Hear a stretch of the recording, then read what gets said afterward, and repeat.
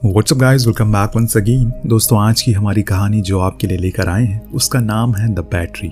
नाम काफ़ी अजीब है लेकिन कहानी कमाल की है। अभी के समय में दुनिया वैसी बिल्कुल नहीं है जैसी हम इससे पहले जानते थे, क्योंकि अब ज़ॉम्बीज़ वायरस के कारण हर कोई ख़त्म हो चुका है। चारों ओर जैसा सब कुछ था वैसा ही पड़ा हुआ है, या फिर उसे लोग लूट कर ले गए, क्योंकि अभी भी कुछ ऐसे लोग जिंदा हैं जो कहीं किसी कोने में हैं।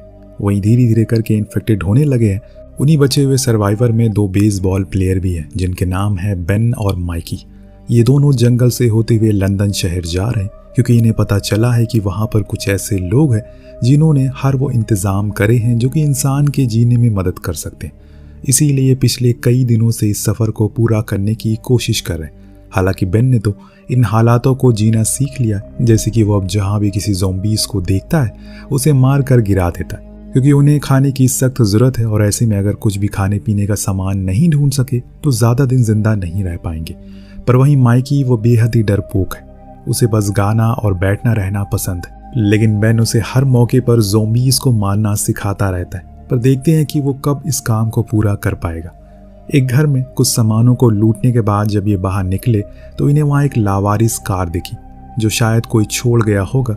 पर जैसे इन्होंने उसका गेट खोला उसके अंदर एक लेडी ज़ॉम्बी थी, इन पर हमला कर देती है। पर वो तो सही मौके पर बेन उसके सर पर शूट करके उसे मार देता है। फिर उस कार को लेकर वहाँ से ये दोनों निकल जाते।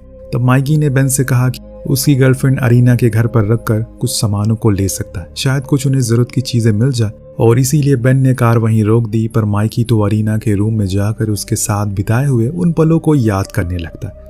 वहीं हर बारी की तरह बेन कुछ ज़रूरत के सामान को ढूंढने में लगा था, जिस दौरान उसे दो वॉकी टॉकी मिलते। साथ में कुछ और भी सामान थे जिन्हें लेकर वो बाहर कार में बैठ जाता है। लेकिन माइकी कहता है कि हमें कुछ दिन यहीं पर रुकना होगा, क्योंकि वो ऐसे जंगलों और रोड पर सोते सोते थक चुका है। पर बेन का कहना था कि अगर हम एक जगह पर ज़्यादा दिन रहे तो ये हमारे लिए खतरनाक हो सकता है। क्या तुम भूल गए जब ये सब शुरू हुआ तब भी तो हम एक ही घर में थे 3 महीने तक, तब तो हमारा परिवार भी हमारे साथ था।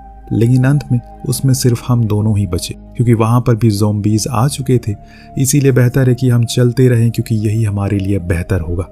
माइकी मान जाता और फिर दोनों उस कार में पीलो को भी रख लेते, क्योंकि अब वो इसे इस्तेमाल करेंगे जंगलों में। कुछ दूर जाने के बाद ये एक जगह रुकते हैं तो माइकी उन वॉकी टॉकी को ऑन करके उनकी रेंज को चेक करता है। तब उसे कुछ लोगों की आवाज़ें आती हैं जो आपस में ये बात कर रहे थे कि उन्हें मार्केट से क्या क्या लेकर आना है।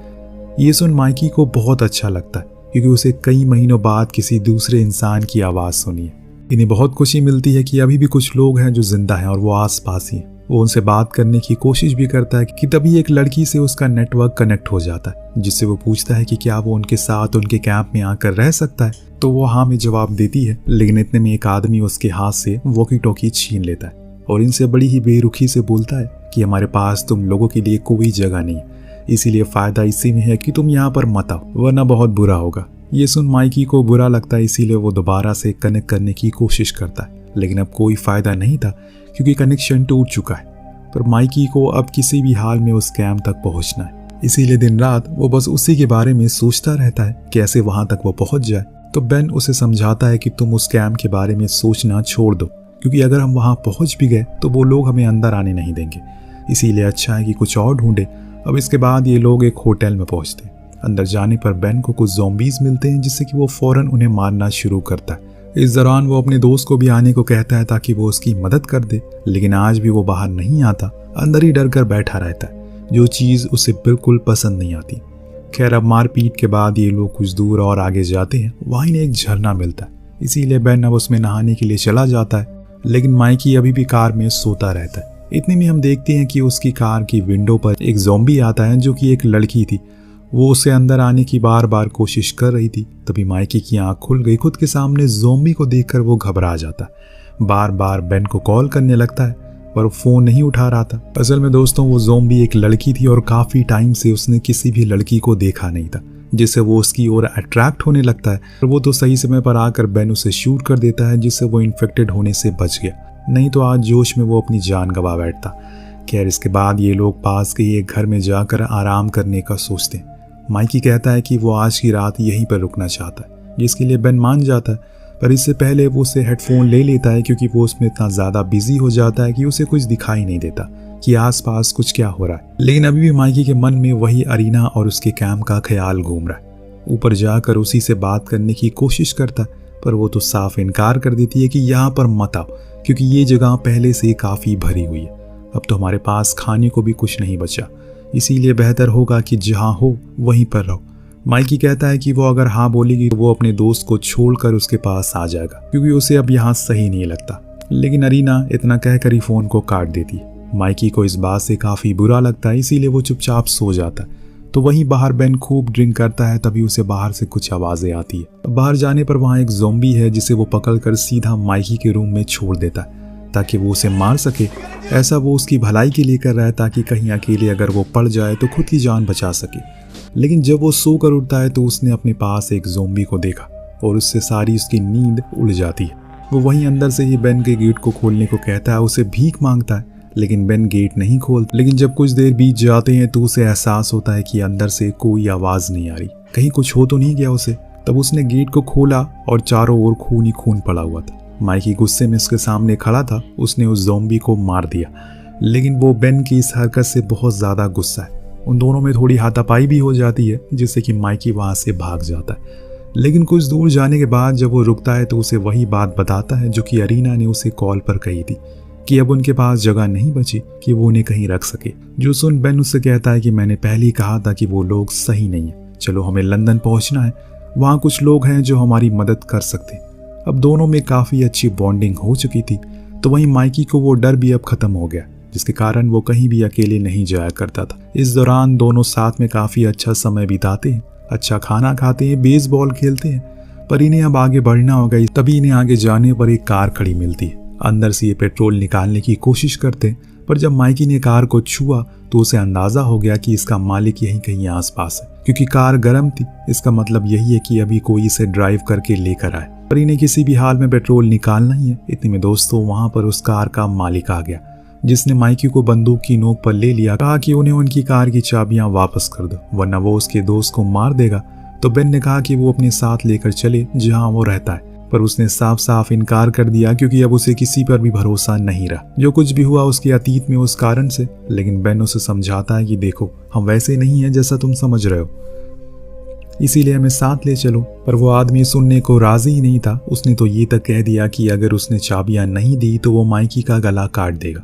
ये सुन बेन ने कहा कि तुम्हारी कार की चाबियां कार में ही, लेकिन असल में उसने झूठ कहा था। जब वो कार में बैठता है तो वहाँ कोई चाबियां नहीं थी, जिसके कारण अब वहाँ से वो भागना शुरू कर देता है। लेकिन अहम मौके पर बेन उसे शूट करके वहीं मार देता है, जो चीज़ माइकी को अच्छी नहीं लगती, क्योंकि इसमें उस इंसान की कोई गलती नहीं थी। अब ये दोनों बहस कर ही रहे होते हैं कि इतने में वहाँ पर एक और कार आकर रुकती है, एक और गाड़ी आकर रुकती है, जिसके अंदर से किसी लड़की की आवाज़ आती है, हमें बस पेट्रोल चाहिए, बाकी हम किसी भी प्रकार की कोई चोट तुम्हें नहीं पहुँचाएंगे। बेन उनकी मदद के लिए राज़ी हो जाता है। इसके बाद उस कार से 2 लोग और उतरते, जिसमें कि वही लड़की थी और उसके साथ एक बंदूक लिया हुआ आदमी, जो कि उसी आदमी की कार में से पेट्रोल लेने लगते हैं। इस बीच वो लड़की बेन से उसके मालिक के बारे में सवाल करती है, तो वो उनसे कहता है कि ऐसा कुछ भी नहीं बताया उसने, पर हुआ क्या था। तो वो लड़की कोई जवाब नहीं देती और इस पर माइकी उसे पहचान जाता है कि ये कोई और नहीं बल्कि अरीना है, जिससे वो वॉकी टॉकी पर बात करता है। लेकिन जब ये बात अरीना को पता लगी तो उसने इनकी कार की इसको खेत में फेंक दिया और कहा कि अगर उन्होंने उनका पीछा किया तो उससे बुरा कोई नहीं होगा। इतना कहने के बाद अरीना ने बेन के पैर में एक गोली भी मारी और फिर बाद में वो भाग गए। तो वही माइकी कार की चाबियों को ढूंढने में लग गया, पर अफसोस कि कई घंटों की मुशक्कत के बाद भी वो उसे नहीं मिल रही है। ये लोग थक हार कर उसी कार में आज की रात गुजारने का फैसला करते हैं। पर दोस्तों जब बीच रात बेन की आंख खुली, उसने अपनी हेडलाइट को ऑन किया तो उनकी ओर हजारों की तादाद में ज़ॉम्बीज बढ़ रहे। लेकिन ये दोनों कार के अंदर है, इसीलिए डरने की ऐसी कोई बात नहीं है। पर सुबह का जो मंजर होता है वो और डरा देने वाला था, क्योंकि किसी मधुमक्खी के छत्ते की तरह सभी ज़ॉम्बीज इनके आसपास घेर लगाकर खड़े हुए थे। ये दोनों कार के अंदर है, हालांकि कोई भी ज़ॉम्बी अंदर आते तो नहीं, लेकिन वो सभी इतने ज़्यादा थे कि माइकी को उन्हें देखकर डर लगने लगा था, जिससे वो बहुत ज़्यादा परेशान हो गया। तो वहीं दूसरी ओर बेन हर बारी की तरह कुछ कोशिशें करता है जिससे वो उन ज़ॉम्बीज को भगा सके। उसने कुछ गोलियां भी चलाई, लेकिन वो ज़ॉम्बीज वहां से टस से मस नहीं हुए वो वहीं खड़े रहे। देखते ही देखते 7 घंटे बीत गए। अब तो अंधेरा भी हो गया, लेकिन सुबह होने पर इन लोगों ने डिसाइड किया कि ये कार की विंडोज को ढक देंगे जिससे वो इन्हें देख ना पाए और यहाँ से चले जाएंगे। पर ऐसा होता नहीं है और अगले दिन वो सभी वहीं बाहर खड़े थे। पर अब इनके लिए मुसीबतें कम होने के बजाय और बढ़ती जा रही, क्योंकि कुछ ही दिन में अब खाना और पानी खत्म होने की कगार पर है। यानी कि अगर ये ऐसे ही यहाँ पर रहे तो ज़ोंबी से तो नहीं, भूख से ज़रूर मर जाएंगे। इसीलिए वो अपने दोस्त से कहता है कि तुम एक काम करो, तुम जाकर बाहर उस चाबियों को ढूंढने की कोशिश करो, क्योंकि तभी कुछ हो पाएगा। माइकी को उसका बताया हुआ प्लान ठीक लगता है, क्योंकि धीरे धीरे समय के साथ अब बेन के पैर का घाव बढ़ने लगा। इसीलिए माइकी ऊपर सनरूफ से बाहर निकलता उन चाबियों की तलाश में। यहाँ बेन इंतजार में बैठा रहता है। ये समय उसकी जिंदगी का सबसे लंबा समय था। अब देखते हैं कि सब्र का फल मीठा होता है या नहीं। खैर वो कुछ ना कुछ टाइम पास करता रहता है। फिर फाइनली आखिर में जाकर माइकी वापस लौट कर आता है। तो पहला सवाल बेन का यही था, क्या उसे वो चाबियां मिल गई? तो वो मना करता है, अपने जख्मी हाथ दिखाता है क्योंकि उसे खेत में एक पत्थर से लग गया। पर यह बात अब बेन मानने को तैयार नहीं है, क्योंकि उसे यही लग रहा है कि वो इन्फेक्टेड हो चुका है। अगर उसने अभी कुछ नहीं किया तो वो उसकी जान की वजह बन जाएगा। इसीलिए उसने अपने दिल पर पत्थर रखकर अपने सबसे अच्छे दोस्त को गोली मार दिया। अपने आखिरी दम तक माइकी कहता रहा कि वो इन्फेक्टेड नहीं है, लेकिन कभी कभी ऐसा माहौल बन जाता है कि आपको अच्छी चीज़ भी गलत लगने लगती है। यहाँ भी इनके साथ यही हुआ। माइकी तो कभी इन्फेक्टेड था ही नहीं, पर उसके जाने के बाद कई दिन तक वो उसकी मौत का शोक मनाता रहा। उसके पास तो कोई और चारा भी नहीं है। 14 दिन ऐसे ही बिता दिए उसने। इसीलिए वो उसी वॉकी टॉकी से अरीना से कनेक्ट करता है और उसे धमकी देता है कि वो कार से बाहर निकलने वाला है। पर हाँ, एक बात याद रखे, अब उसकी वजह से उसके दोस्त की जान गई, इसीलिए अब वो उसे ढूंढने के लिए आ रहा है और जहाँ मुझे तुम मिल गई वहीं मैं तुम्हें मार दूंगा। इतना कहने के बाद वो कार से बाहर आ जाता और माइकी के हेडफोन को लगाकर वहाँ से जाने लगता है। उसके पीछे हम उन सब ज़ोंबीज़ को देखते हैं, लेकिन अब बेन को डर नहीं है, इसीलिए वो चलता जा रहा है। इसी सीन के साथ ये कहानी यहीं पर ख़त्म हो जाती है। तो आपको कहानी कैसी लगी हमें कमेंट करके ज़रूर बताइएगा। मिलते हैं अगली वीडियो में। Thank you so much watching. Peace out.